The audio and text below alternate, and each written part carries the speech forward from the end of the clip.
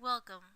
My name is Adyam Pastoriza, and I will be narrating my presentation titled Breathe It In Air Pollution and Health Effects from my English 3236 class, Technical Communication.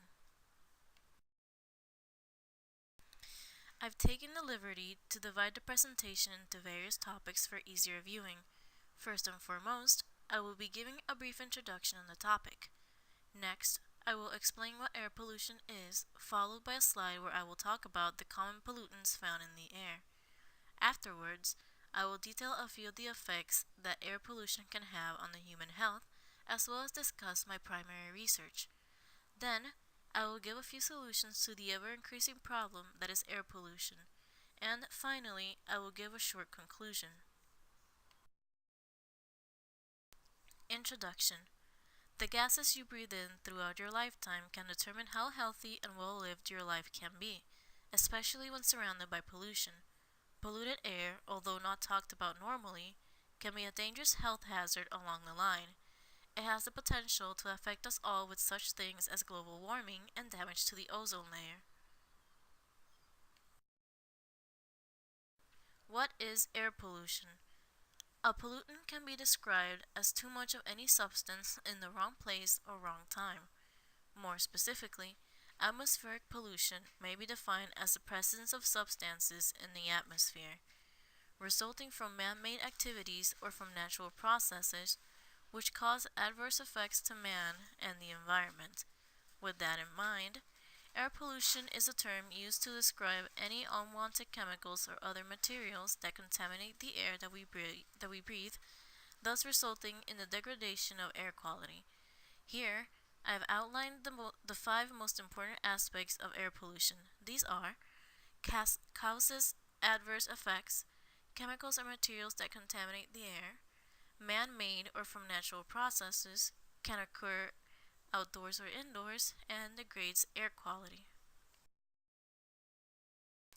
Common pollutants. In this slide, I've made a small list of pollutants that can be commonly found in the air due to natural processes or man-made machinery.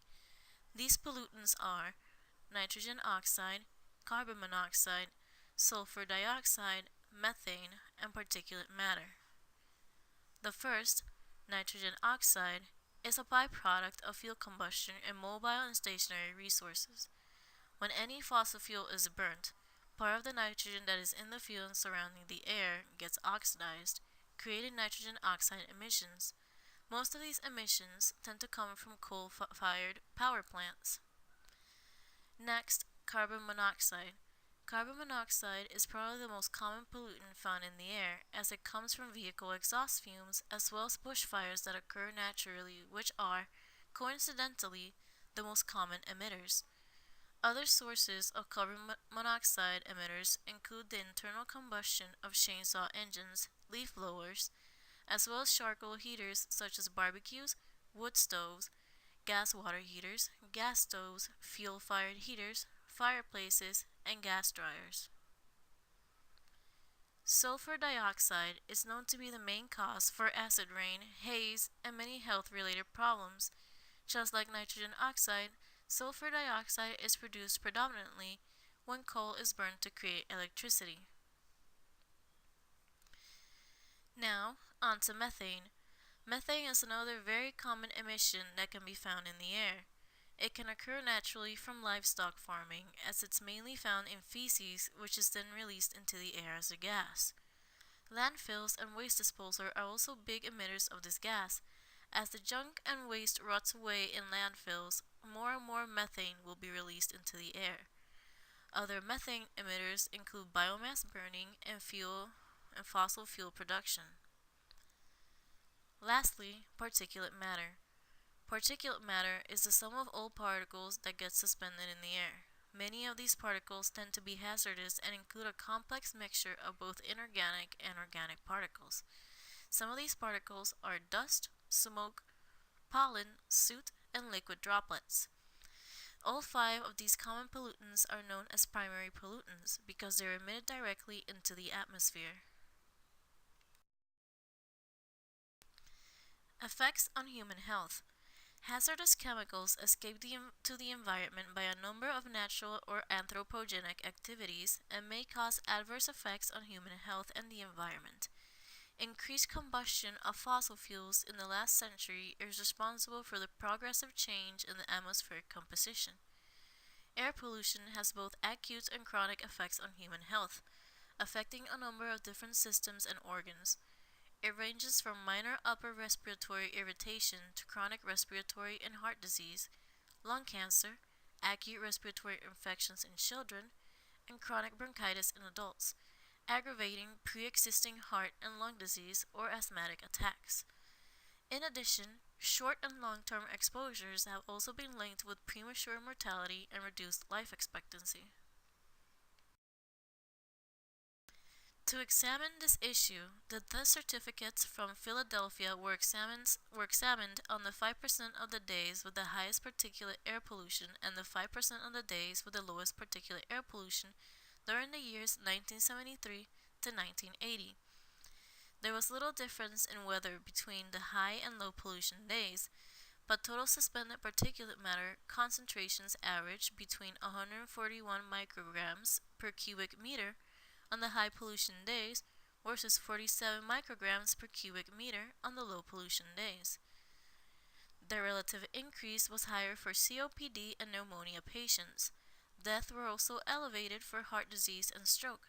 However, there was a substantial increase in the reports of respiratory factors as contributing causes for those underlying causes of death. You can see a comparison on the micrograms of particles in the table presented in this slide. Underneath, I've summarized my research stating that there is a higher death risk on high pollution days, especially from pneumonia and COPD patients, as stated before, as well as in patients with heart disease and stroke. Primary research. My primary research was based off information gathered from EMTs near my area.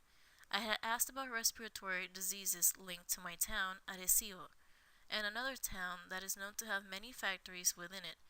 I picked Barceloneta as the EMT who was helping me gather my research once worked for the local ambulance force in that town.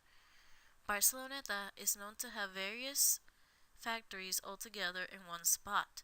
The factories AbbVie and Pfizer being their most well-known and predominant ones in the area.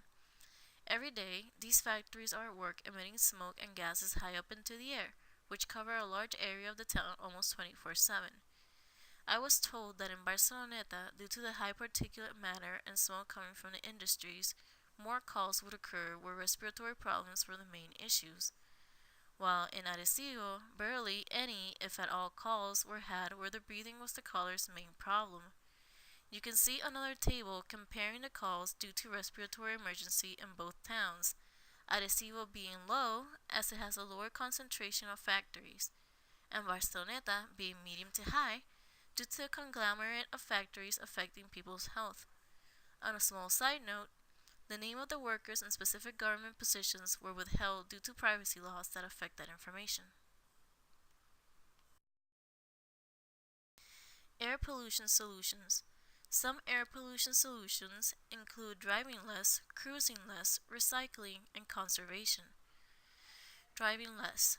Driving less can be easily achieved by using other methods of transportation, such as carpooling with friends, using a bicycle or other vehicles that do not use fuel, or simply walking to the location to reduce the amount of gas used up by cars. Cruising less.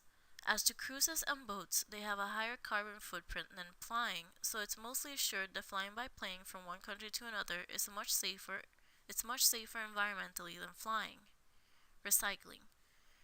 Recycling is a great way of reducing pollutants.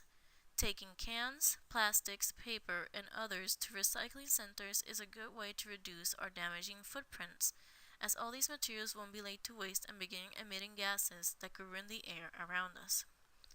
Conservation. Conservation is a plan for avoiding the unnecessary use of natural materials such as wood, water, or fuel. Conservation can come in many ways such as carpooling, recycling, finding alternative resources to coal and oil, among other things. Conclusion. Air pollutants should be kept in check as much as possible, especially for people with respiratory problems. I believe air pollution should be worked on all the way from home by personally attempting to not spread as much pollution. Many people, as well as yourself, can benefit from keeping pollution in check and avoiding the usage of environmentally unsafe products and vehicles. To avoid further complications such as respiratory problems and even death in certain patients, if we were able to keep the pollution to a minimum. Living in an area that is less polluted is also a great way to avoid any further sickness if you are a patient with health problems.